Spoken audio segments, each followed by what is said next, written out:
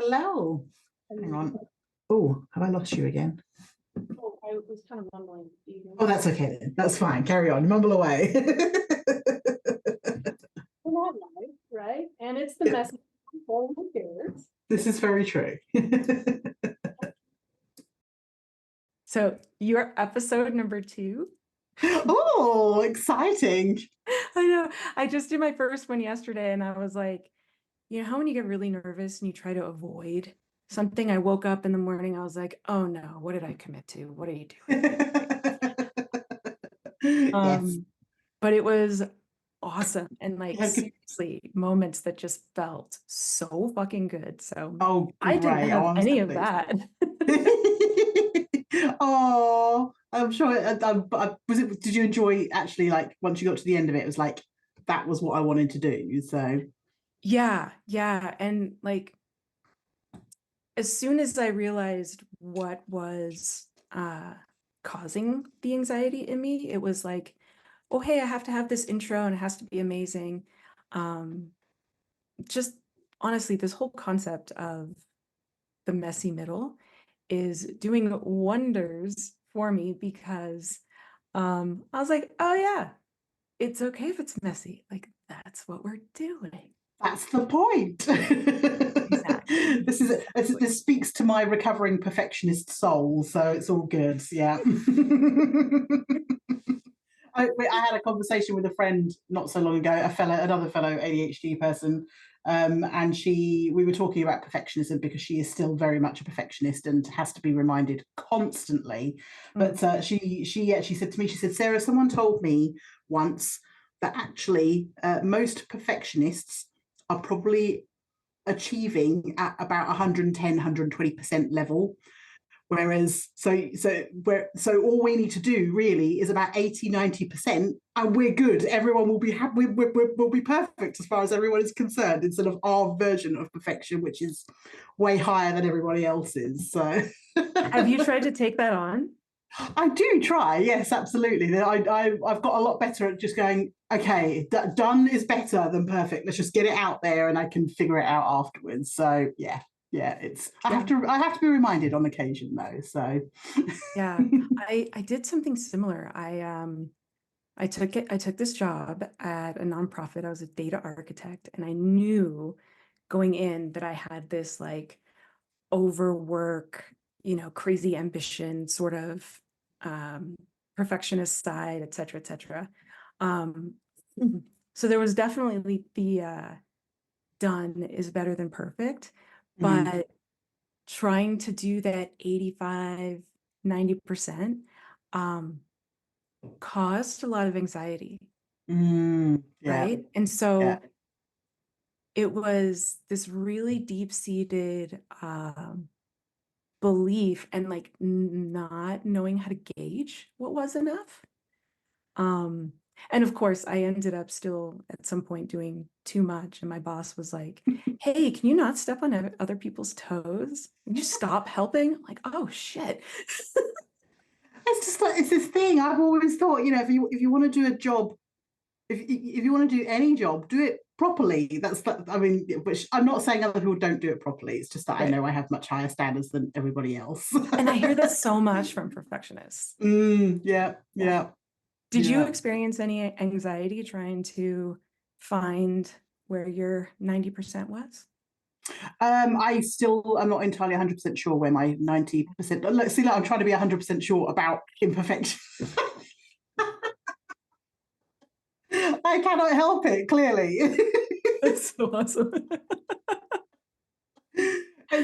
I'm still figuring that out. There are days when I am much better and I do just kind of let things go, and it helps if I get the validation afterwards. If I get some validation, then I think, okay, great, I'm on the right track and I can let this go now. I'm happy with this.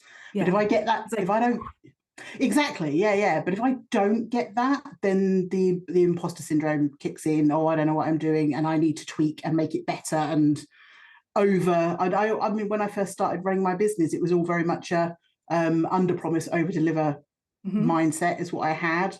So letting that go has been very difficult, because obviously I want to please my clients, and I want them to be happy and tell other people about me, you know. So Yeah. so it's like trying to find the balance of how much is too much, you know. Do I need Yeah. to stop now? Yeah. But I guess it's a bit like being an artist, you know, when you're painting something, when do you stop? It's Yeah, totally. I love how you put these like 2 or 3 now bits of best practices or good advice, like stuff we get out in the world. mm, And once you overlay it on like a real person, yes. they always tend to just sort of get skewed or confused, but you mushed them all together and you're like, oh yeah, that one is related to that one. Um, and like, to me, as soon as you said under promise, over deliver, it took me right to all of my clients having challenges with what to charge, right? And all this Yes, like yeah. self-worth, confidence, being in business. Are you experiencing, how do you Oh, experience that? oh gosh, the whole pricing thing stresses me out. It's I went through a phase a couple of years ago where I decided I was going to focus on money mindset. I was going to get into this headspace of being like proud of my pricing, being happy to say my pricing. So I did a lot of. It's weird when you open yourself up to that stuff, how it all suddenly starts to appear, and you can't seem to. You see it all over the place. I picked up a book first called Get Rich Lucky Bitch. I don't know if you've heard this one. No.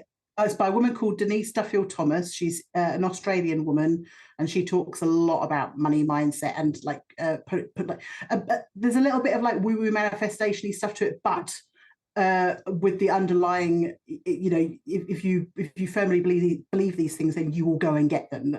It's like that. It helps to encourage you to go and get these things. So I started off with her, and then I started to find some other people, and then I read the Profit First book, which I think a lot of people would don't know that one. Okay, excellent That's book. so funny. I instantly saw that with the PH. Like, nope, that's not what you meant. You could do that. Yeah, sure, why not? Yeah, That's the branding photographer side. I know, right? Exactly. Yeah, totally. So I just went onto this whole trip, I guess hyper focusing really on this idea of money mindset, so that I could get to a place where I would say a number to a client and then not try to fill the space afterwards, because that was the bit I really struggled with.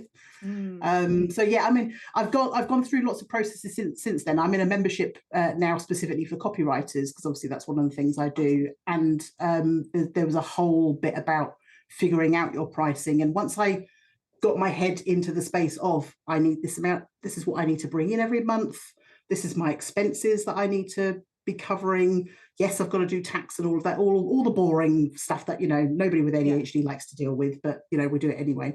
And gave myself a figure, and then figured out what I needed to do to get to that figure. When I had that groundwork in place, it became a lot easier to say, well, yeah, that's I took away that idea of what I'm worth. There's you know, this thing where they talk about, oh, charge what you're worth. Well, who can say what that is? Exactly. Yeah, nobody can say what that is. So for me, it's about charging an amount that covers all the things I need to cover, but is slightly higher and feels ever so slightly uncomfortable to say. That's kind of where my ground is. If it's too uncomfortable, then I know I've gone too far and I need to pull it back a little bit. But if it's just a little bit of a, oh God, I can't believe I'm going to do this, but just like say it. And yeah, so doing that, putting that out there and saying to people, I've mostly come back with, yes, there have been people who have come back and gone, I'm really sorry, that's out of my price range. Okay, great, fine, move on, that's not a problem. But most people have gone, okay. And then I go, oh, maybe I'm not charging enough.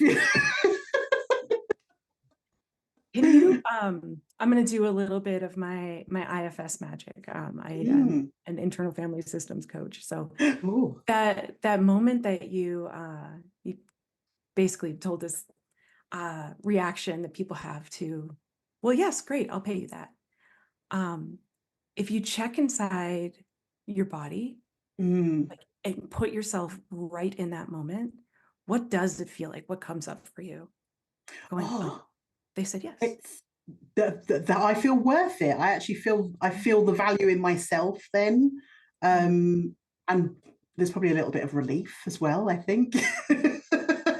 Oh, good, I got this right this time, you know. So yeah, there's a little bit of that. But yeah, mostly that just, it's like it's the validation and the reassurance that, yeah, actually, hell yeah, I do know what I'm doing. It's almost like the imposter syndrome gets thrown completely out for that brief moment of, Nice. this person trusts you and they want to pay you that money, that, you know, that you've put a price on this thing, and they're agreeing to that. So it's, yes, it's validating. It's super validating, and I love it. Awesome. Yeah. And then you also talked about like, oh shit, I should be charging more. Like there's that thought that comes in. How long does that take, and what's that transition like? Oh, it doesn't happen that often. Nice. But I feel like I've got to a space where I think there was something I read somewhere, and it was something along the lines of, if everyone is saying yes to you, then you're not charging enough. So yeah, it's a great little piece of advice. So yeah, that was kind of what pushed me to just eke the numbers up a little bit to that point of being slightly uncomfortable. So I feel like I'm in the right space now. Some people do say to me, yep, you're out of my price range. Okay, fine. I've had to learn to get used to that feeling of, you know, the panicked, oh, what should I offer? A discount, you know, kicks in, and I have to speak to myself and say, no, they'll come back to you when they can afford you, or they'll find someone else who is in their price range, and that's okay. I have to keep reminding myself that's okay. These things are fine. But yeah, sorry, I've completely forgotten your question now. So no, that's okay. I actually want to dive in right there for a moment. Yeah. We're gonna have listeners, if not tomorrow, within the rest of the year, right? Love it. If they're going through the same thing, what advice, what have you already learned on this journey that you can share with someone that is dealing with that, oh, you're out of my price range, and all of those gut reactions that come up? Oh gosh, that's really hard to actually put advice on that. It's definitely a mindset shift. There are things that you have to do for yourself to make that feel okay. And whether that's going back and looking at the people who have booked you without question, and literally reminding yourself, you know, it's not everybody saying no to me, it's only some people. I tend to go back and look at the person who said no to me. I like to go back to the conversations that we've had, and I can usually start to pick out, there were signs there that this person was never going to be the right client for me. And also, I mean, I've become, again, we're going into the woo-woo here, but I have become this person who very much believes that the universe has got my back. And if someone is saying no to me, then there's probably a good reason for that. Because and I also go back and remind myself of the times when I did panic and say, oh, it's okay, then I'll do it for you, you know, I'll knock this amount of money off, or I'll do it for whatever price you want to do. And it has been the most nightmare situation that I've ended up having to fire clients, and you know, and remind myself in that moment, this was a mistake to actually get involved with this person. So those are the kinds of things that I have to look back on and tell myself.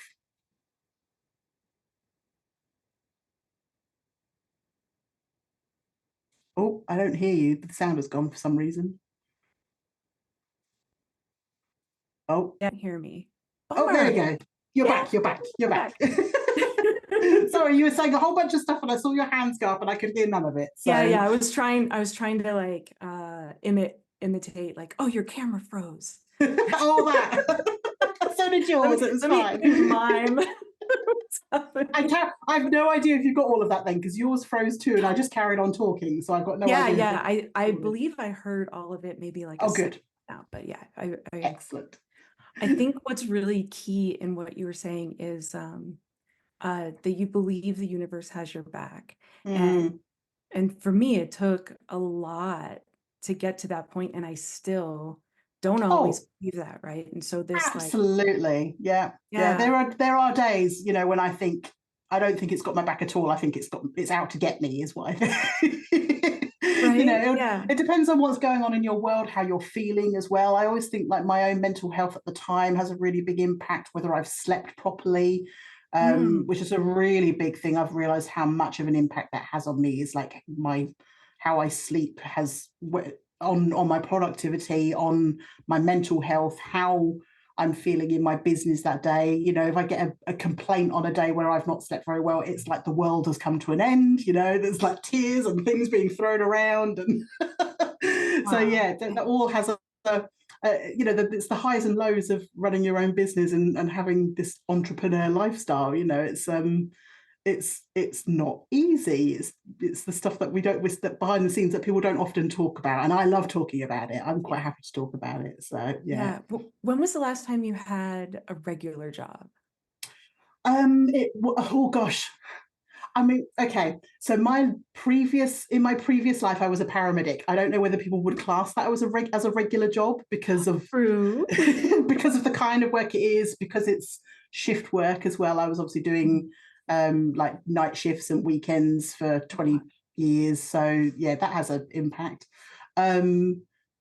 Yeah, but that was what I left that 5 years ago. Today actually was when I arrived in Canada. This is my 5-year anniversary today. So wow. yes. So I left the ambulance service obviously a couple of weeks before that, but yeah, it's about 5 years ago when I was last gainfully employed, let's put it that way. Gotcha. Yeah, you had the someone else signing your checks.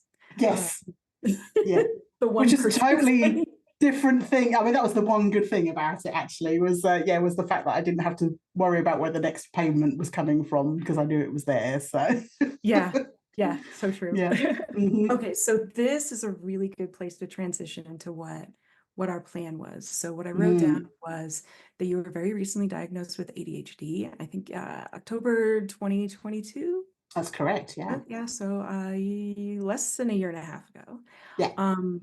And we get to hear all about this unmasking process. And I think, and if it's okay with you, if we could put that unmasking process into the context of things that we've already talked about, which is this whole money mindset, actually being your own boss. And then previously, since it was 5 years ago, you were fully masked, but being in that paramedic situation, masked, and what you take away from it now, and what might still be a struggle. So how does that sound for? Yeah, absolutely. Yeah, hit me. What do you want to know? Well, I don't want to know at all. What stands out to you as just like, oh my God, we have to hear about this experience that I'm having right now when I describe that new agenda? So I mean, I know we spoke the other day, didn't we? And I talked about how when I got diagnosed, I was in a really high masking situation. I would class myself back then as being incredibly organized. You know, I had everything just looked pristine around me. It was like you would never have said ADHD looking at me because of all the things that I was doing. Was this that 110% perfectionism? Yeah, I guess it probably was actually. Yeah, I have all these wonder when people say stuff like that, I'm like, oh yeah, it probably was. I have lots of little realizations like that now, which I've been having over the last 18 months. But since knowing that what I was doing was masking, learning about what that was, I say that I've devolved over the last 18 months. It's like I've just kind of let it all go, and it's almost like wiping the slate clean and starting again, now knowing that I've got the ADHD piece in there as well. Because it changes things. That kind of, it really does. Yes.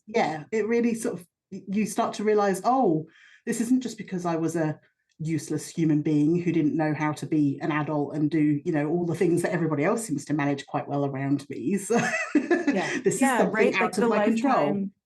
Yeah, that lifetime of shame and comparison and cataloging all of these messages that we got from the world around us. Absolutely. Yeah, so it has been a bit of a dropping all of the things that I used to do and finding not necessarily new ways, but figuring out why those things worked for me, and do they continue to work for me, and do I need to tweak, adjust, try something else. And yeah, just from what I've been learning. So it has been a bit, there have been days when I have literally sat here with an agenda, knowing that what I wanted to get done for the day, and finding myself staring at my phone 3 hours later, or looking at the beautiful colors I have on my, I'm pointing at my other screen I've got on here, because I got a second screen last year. It's a whole new thing for me. Didn't realize that it is literally opening up another world, right?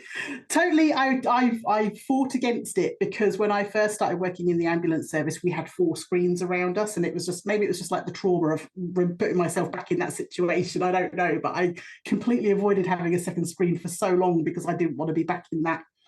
But I didn't realize just how useful it was to have another screen there. So yeah, so it's little things like that. But yeah, looking at like my calendar, which is all these wonderful different colors, everything's colorized, because that just helps me, like, it just helps my brain somehow. I can't tell you the science. Someone else can tell you the science. That doesn't make sense to me, but I'm like, if it works, it works. And yeah, I would look at my calendar and just be so overwhelmed. I would go into freeze mode. Oh, I've got a meeting in 4 hours' time. That means I can do nothing except sit here and stress about said meeting, and get nothing else done in the meantime. There was until lot about of that. 15 minutes before, when you're 100% positive you can do 55 minutes worth of a project. And then you get the message an hour later going, are you coming to the meeting? Or I have literally missed meetings exactly that way. It's awful. Yeah, I've done the thing where I've looked up and gone, okay, I've got 10 minutes. What can I do in 10 minutes? Oh, I can write an email. And then obviously that goes off into a whole little world, and I look up and it's 40 minutes later and I've completely missed the meeting. Yes, yeah. So it's a whole thing. I did it late last year. I was due to go and have my hair done with all of the nice colours, and I can't really see your colours. Oh, you can't. They're back here today. They're hiding behind my giant headphones. But yeah, I did exactly the same thing. I was all morning, I was on edge until about half an hour before I was due to leave the house. And yeah, ended up working for the next 2-3 hours and completely missed my appointment. So that was an expensive day. So. The ADHD tax is real. It's a whole thing, isn't it? So yeah. No kidding. Oh man. So I'm going to have you describe 2 of your masking experiences or techniques or whatever we'd like to call them. One that you feel really confident about your handle on, and what you've done with that. And then another one that just has been difficult or ongoing or is brand new, right? So we'll head there in a moment, but let's start just, what does your masking look like? I think it is mostly, for me, it's about trying to be a functioning adult, especially from the business side of things, being able to deliver work on time to clients. And so I think the biggest thing that has stuck around even since before I knew about the ADHD was setting deadlines. Deadlines is a really big thing for me. And if a client turns around to me and goes, oh, get that to me whenever, it's like hearing the worst thing on earth. I'm like, no, we need a date. You do not understand. You say whenever to me, it may be 6 years from now before you get anything. So yeah. So yeah, that's hence the paramedic, right? Like, get here now. Yes. Yeah. The immediacy. Done. I like that. The immediate. It's just like knowing that I've got a thing to work, like a deadline to work towards. It still is something that has carried over for me that I keep. So yeah. What is your reaction to deadlines, both before the diagnosis and afterwards? They're very reassuring to me. It's just I know. It's like I can manage my own expectations and the expectations of everyone around me if I know when it needs to be delivered by or done by. I think it's almost, it is a bit like the words are gone, like a comfort blanket almost, like it gives me. So yeah, I don't know why that is, but there's like this certainty, you understand the scope, you're able to Mhm. plan, sort of thing. It's Yes. fascinating how, the same letters, ADHD, can apply to somebody else, but they look completely different. Different. Yeah, exactly. Yeah, Yeah. yeah, Yeah. yeah. Is there some other thing that's similar to that you recognize, like, oh, that was ADHD, but I'm gonna hold on to this, and it really works for me, like the color coding or anything else like that? Color coding no, the color coding came after, actually. Mm. I'm trying to think what there was before. Maybe the only other thing was, I was terrible at being late for just about everything before I got diagnosed. And so the really heavy masking actually was in always making sure that I was early, so that I would be on time for things. So actually, I would turn up for something 30 minutes before I actually needed to be there, and would then sit and wait in my car until it was time to go in, because I didn't want to have to always be late. The lateness thing just gave me so much fear, and again, it's a shame thing as well. Gosh, Yeah. almost like people thinking I don't care because I don't turn up on time. So which I really did very much care about, and I Yeah. cared that I couldn't seem to manage it an awful lot. So yes, it was almost like I flipped completely in the opposite direction, and I would be eternally early for absolutely everything. Yeah. I think that still lingers as well a little bit. It depends on the day. There are some days when I am just completely switched on with it, and I am getting to these places a little bit early, and there are days when it all goes completely wrong and I'm just running half an hour behind on everything. So What does the forgiveness inside, how does it feel different? it's uh, it's because I know why now. That this I think certainly before, there was no forgiveness for myself for being late at all. It was a, you failed, you've done this terrible thing, look, this person's now upset because you didn't show up on time, and all of these things. Whereas now it's a I there is I it's a I have remind myself, this isn't, you've done your best, you tried to get there on time and it didn't work out, and this is it's not your fault. That's the reminder always now. It's not your fault. This is something outside of your control. So, yeah. So Yeah.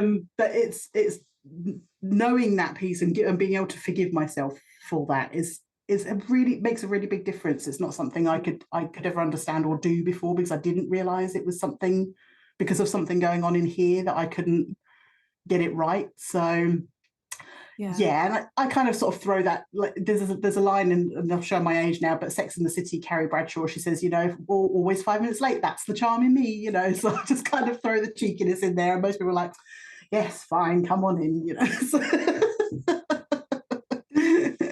Yeah. yes. Did you have a process that you went through as far as finding out, okay, I've got this ADHD diagnosis, having this, hey, this is just me. What am I trying to say? I have a lot of clients that will still feel like, because I have ADHD, something is wrong with me, right? So even Okay. though they're on this recovery path, Mm. what you described is before, and nope, this is just me after. What was Yeah. right there in between? Yeah, there has been like a level of acceptance, I think. Yeah. And there, not so much just acceptance that this is what I have, but acceptance that, okay, this is a thing that I need to manage if I can. So if there are ways that I can manage it by, having my colourful calendar or whatever it is, that helps, because the same things don't always help either. It changes sometimes from day to day. So what worked last week doesn't necessarily work this week, you know, and I have to remind myself, okay, fine, this is not going to work this week. Let's try something else, you know. So it is for me, it's become having constant visual reminders that it's not me. So you know, so I have little bits dotted around now about, you know, it's not about me being a failure or whatever. It's just remember, this is, you know, this is something else. This is something that you have to. I don't know how I'm trying to get it across, but I just feel like I have ways of constantly reminding myself, this isn't just you. There's something deeper that you can work with. Sometimes it works against you, and sometimes we just have to accept that, you know, that it's not going to be your day today. It's I've brought a lot. I think since being diagnosed, I've brought in a lot more flexibility and acceptance of things, like especially with things like deadlines. Whereas before I would set very short deadlines, and I do make them longer now. I give myself more time for those days when, you know, if I haven't slept well or whatever, and I get up in the morning and I am just going to end up staring at the screen doing nothing for 3 hours. It's okay, because I can move things to tomorrow, and we've got tomorrow to play with, you know. So just giving myself a little bit of built-in time now. So hard to do, right? Like, it is. Neurotypical, holistic people, like, just estimating time is hard. Yes, that's my hardest thing. But then being able to say, okay, this is how long I think it will take, and I'm going to give myself this extra time, and I know you're going to accept it, and I'm okay. That's amazing. I don't know where that's come from. Maybe I read it in a book somewhere, or, you know, just I'm fortunate to be surrounded by lots of people who have been going through ADHD diagnosis over the last couple of years, and we talk to each other and we share things, and you know, what works for one person might not necessarily work for everybody else, but talking about it and trying the things is usually. I've always been very much an experimenter. I like to play and see what works. That's how I do everything in my life. I've always just kind of, let's just try and see what happens, kind of thing. So I feel like that's probably the best way to figure out. How did you build that community? They were there already. None of us just realized what it was. It's like I feel like people with ADHD just gravitate towards one another anyway. Like my closest friends, I'm like, you too? Exactly. Well, this is what was happening. All of them around me were getting diagnosed, and there was a woman I was working with at the time who was actually an ADHD therapist, and I think I was doing some brand photos for her actually, and we were talking away about things and got talking about ADHD, and I said, oh, it's really funny. I said, so many of my female friends have been diagnosed recently.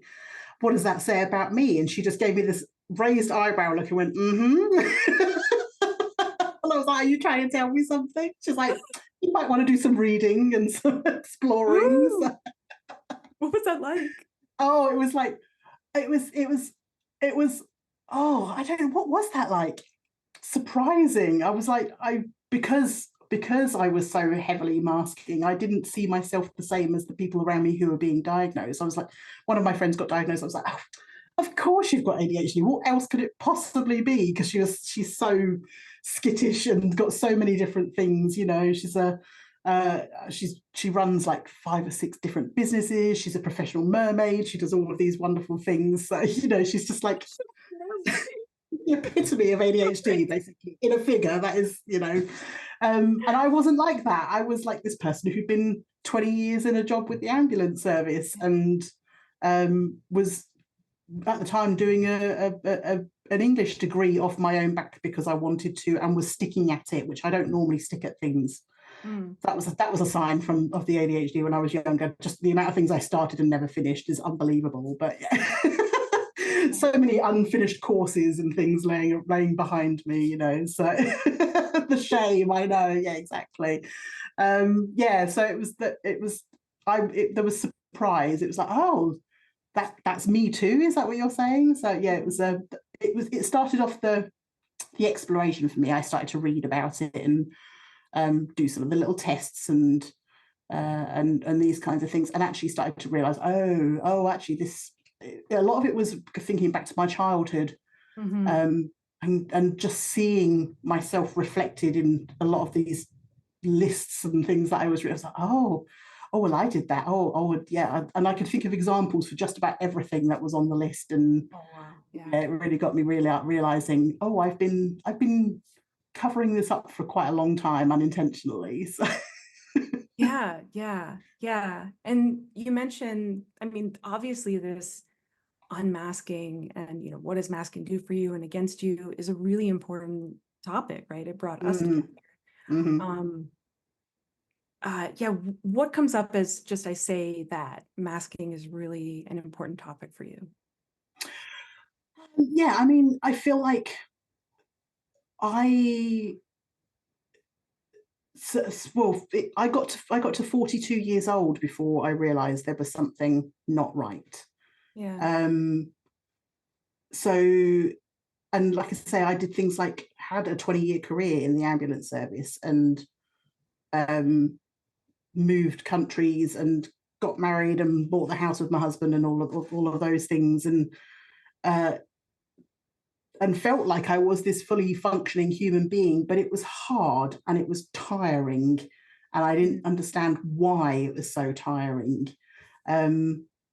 Obviously now looking at it, I now know it's the masking thing was what is exhausting, when you're constantly trying to be this person, that everyone expects you to be. So this fully functioning normal, I'm not normal human being. We are normal human beings. I'm not going to go with that word, but but Fair.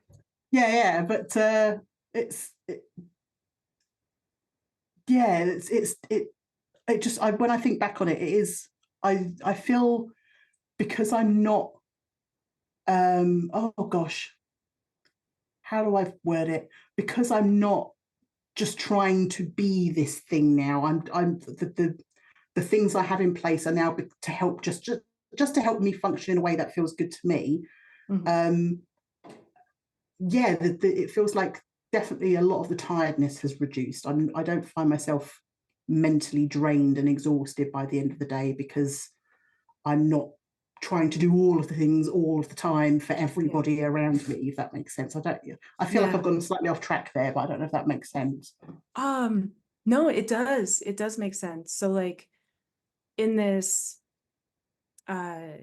transition, like you're just realizing, okay, no, this is where I fit in better and just who I am. I'm hearing this this real self-acceptance. I know it brings up I had this whole ambition side that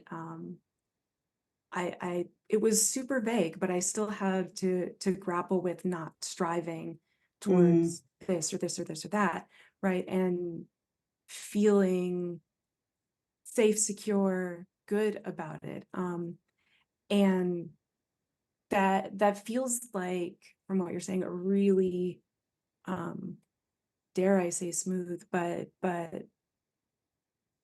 healthy isn't the right word either. Like nourishing process. Yeah. Yes, definitely. Yeah. It's funny, actually, before I got diagnosed, I think I had already started unmasking a little bit without realizing that's what I was doing. It kind of presented itself in the form of, I went and got my hair dyed purple, and I got a tattoo, and I started wearing DM boots. And I at the time, I remember saying to people, I feel like I'm regressing back to 13 years old again, because that was the age I felt most like me.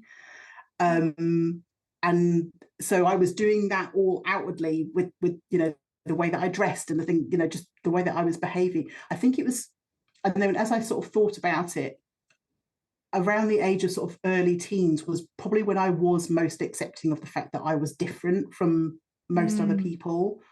And then that started to change as I got older. I was less accepting of that and trying to be more like other people. So yeah, I feel like there was a sort of point where I always knew I was different. I remember reading in a book once about one of the things that they talked about with autism, for example, which whether I'm on that spectrum or not, I don't know, but it was something along the lines of you constantly feel like you are an alien in a room of, you know, human beings. And I have felt like that my entire life. I've always felt just like completely out of place from everybody else and never understood why. So it's, yeah, I think that's part of the unmasking. I think is definitely that for me, is that finding myself again and realizing this is actually who I am and that's okay. So yeah.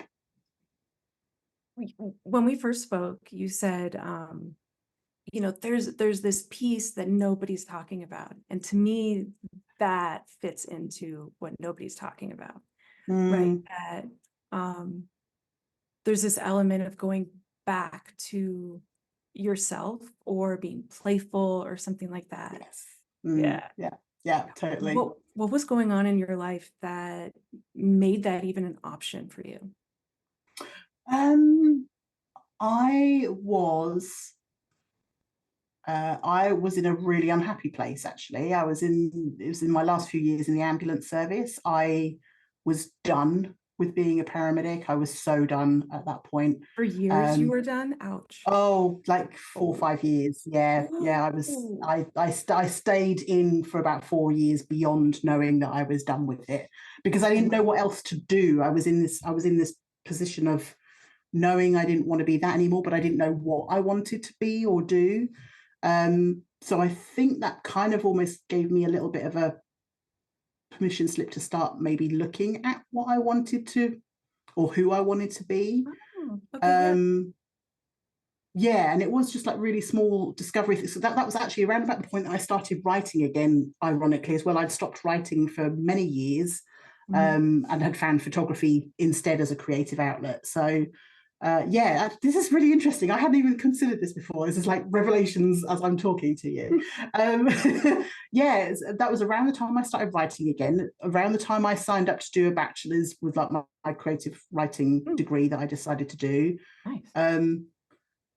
And it was just like little discoveries of, oh yeah, I think I like this. This feels like me. I want to do this. So yeah, I think it probably was. It was an attempt to figure out how to get out of the situation that I did not enjoy being in, possibly. So yeah. But it seems like there was a real benefit of taking those 5 years to really understand what was going on for you. Like they'll say, a lot of people say, go slow in the beginning to go fast later. And True. That's what it feels like is unfolding with you. I work with a lot of career changers, right? And sometimes when they're done, layoffs, etc. But then there's the urgency to figure out who they are and what they're going to be for the rest of their life. And it sounds like you had a lot more exploration, and the masking that you had was considerable in endurance to be able to be a paramedic for 5 years when you knew you were done. Like that's an outrageous feat. It was, you know, there was a level of comfort being able to stay there, though, not in the job itself. At that point, I literally hated the job and wanted to be gone. But I was working part-time at that point because I already had my photography business. So I did 2 shifts a week, and they were like 2 12-hour shifts, but it would be at the start of the 12-hour shift, I would think to myself, it's just 2 shifts. I can get through these 2 shifts, and then I'm back to the stuff that I love doing. So, and that was how I got through that. It was the only way I could get through that, was just to keep reminding myself, it's 2 days, it's just 2 shifts. I can do this, and go back to the other 5 days where I can do all the things that I love again for me, you know. So, awesome. That's awesome. Yeah. Wow. It was literally the only way I got through it. So yeah, there were many times I just nearly threw in the towel and got up and walked out. And I bet. Yeah. But when we spoke before, you mentioned like having lost that connection to the people that you were rushing to, and how you didn't like being that person, having that level of empathy. Yeah, absolutely. It was I read up on it, and it's something called compassion fatigue, which a lot of like first responders and people in those kinds of areas can experience at some point or another. Yeah. It's like a healthcare, a carer's burnout kind of thing, really. Basically, you just get to a point where you cannot care anymore. You don't, this it's just not in you to be able to do it. So, and I didn't like that. As much as I felt like I didn't care, but I also cared that I didn't care. Yes. Yeah. That was super hard. That was a really hard point for me. It was like, why am I doing this if I don't care about these people? But I do care because I care that I don't care about these people right now. So it's a whole spiral thing you get into in your head, and yeah, it's a difficult place to be in, most definitely. But and I would make mistakes because of it. I made mistakes. I got went to calls where I did things that I had to get help with because I just I did the wrong thing. So and then had to deal with the fallout from that. So yeah, it's a whole thing. So which can really like tamp down all sorts of oh my gosh. wow. We talked about perfectionism earlier on, the whole perfectionism thing kicks in, and you're like, what am I doing? If I can't do this job properly, why should I shouldn't be here, so yeah. I need to be 30 minutes early to this emergency call. Exactly. Before they even know what's wrong with them, I need to be there fixing it. Exactly. Yeah. Yeah, totally. The pressure you put on yourself, honestly. Yeah. You mentioned that at this point in your life, you feel like you're regressing, right? Like, or some of these masking things are difficult. Can you describe that? I'm not sure if we covered it with just the tattoo. I mean, I've only got the one so far. I'm going to get more though. That's the plan is for more. I mean, it was almost like I wanted to be the rebellious teenager, but I wasn't. There were certain things. Obviously, I was not an easy teenager for my parents, bless them. But it was almost like that rebellion kind of kicked in when I started to regress. And I think, again, part of it might have been because I was so unhappy at work. The only way I felt able to deal with it was to be rebellious and lash out. I was much more argumentative at work with like my peers and my boss, which I would never normally do. When and it was things like being in the ambulance service is very sort of, there's lots of, it's policy driven and systems and all of that kind of thing. And if there was something I saw wasn't right with the system, which there was an awful lot not right with the system, I would start to speak up about it. And just getting really angry on like my patient's behalf, basically, an awful lot of the time. So there was a lot of anger actually tied into it as well. So I am so relating to what you're saying.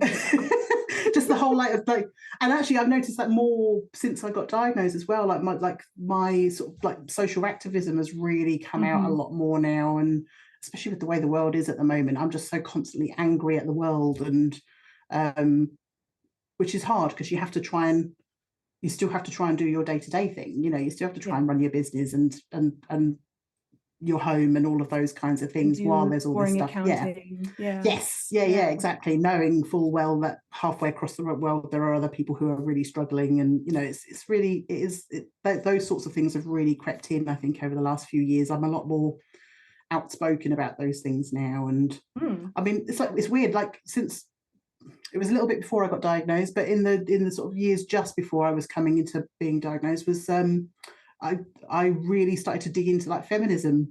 Very sad in myself that I didn't do this sooner, but it was something I started to realize only in the last sort of, again, 5 or 6 years. So and learn about. So yeah, it's things like that has been part of that regressing, I think, as well, which makes me think regressing is not the right word, because I don't see that as a regression, really. I'm glad I was starting to realize, like, yes, I don't understand what she means by that word.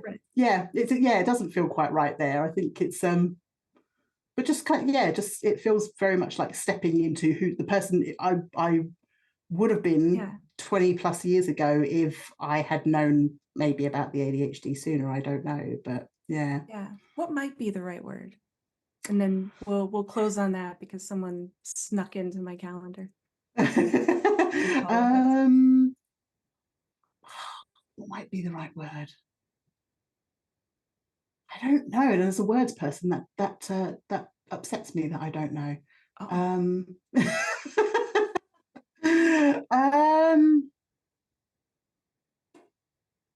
Maybe like almost like it's on the tip of my. It's a something like a review, not reviewing. I feel like it's a type of word, rediscovering or something along those lines, possibly. I'd have to go away and think about it a bit more, but yeah, that's maybe like rediscovering myself kind of thing. I had to stop myself from like trying to guess, but I thought rebirth, reevaluating. Oh, yes, that's nice. Really? I like that. Rebirth? Yes, I like that. Yeah, as soon as you said that, I was like, oh, yes, yes, I like that one. I knew as soon as we got the right word that you get that gut reaction, like, oh, that's the one, definitely. Yes, yeah. Awesome. I love that. Awesome. So if any listeners would like to work with you, either copywriting or writing coach, I think you also do, or even the brand photography, how could they get a hold of you? So my website is sarahwayte.com. Or you can with an H, yes, absolutely. And I'm on Instagram. I'm Sarah Wayte Creative on Instagram. I basically live on there. I love it very much. So nice. So follow Sarah Wayte on Instagram for sure. Check out the website.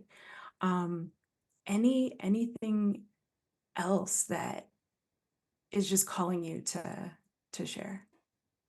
This has been a bit of a discovery for me, actually, and I've enjoyed just chatting it out with you. It's been lovely. So thank you. You're very, very welcome. You're welcome. I'm gonna have you hold for just a second. We're gonna do our introduction and then maybe I'll edit it and maybe not. I love that. Excellent. No problem. But hello, everyone. Welcome to the Confessions from the Messy Middle podcast. I am Toni Rosati. I am an internal family systems practitioner. Today's guest is perfect for that sort of self-discovery and rebirth. We are here with Sarah Wayte from Ontario, Canada, by way of, was it London? No, I'm BC actually, but BC, Canada, but but from the UK originally. Okay, so from British Columbia by way of UK. And Sarah, I'm just going to have you give us a few words about yourself. Oh gosh, this is the bit I always struggle with, but hello, I'm Sarah. My business is Sarah Wayte Creative, and I call myself a creative copywriter and brand photographer. I write words and I take photos that actually help my lovely, bold, fierce women clients express their true selves, like who they are, their voice in their words and their photos. That's what I do. Awesome. I do love brand photographers, by the way, like pulling the essence out of someone. So much fun. Yeah. Yes. Taking it outside of that corporate headshot thing. Let's just get on and let's show some real people. I love the whole personal branding thing that we have these days. It makes me very happy. For sure. Well, if anything comes up when we can have another episode, I am all in. And I'd love to be able to chat more about just your writing process and all of that. So yeah, definitely. Coming back, I really appreciate it. Absolutely. Thank you. Make sure we stay in touch too. Yes, please. And I fucking hate to do this right now, but I have no, it's fine. another. Do not worry. Go to your other call. It's okay.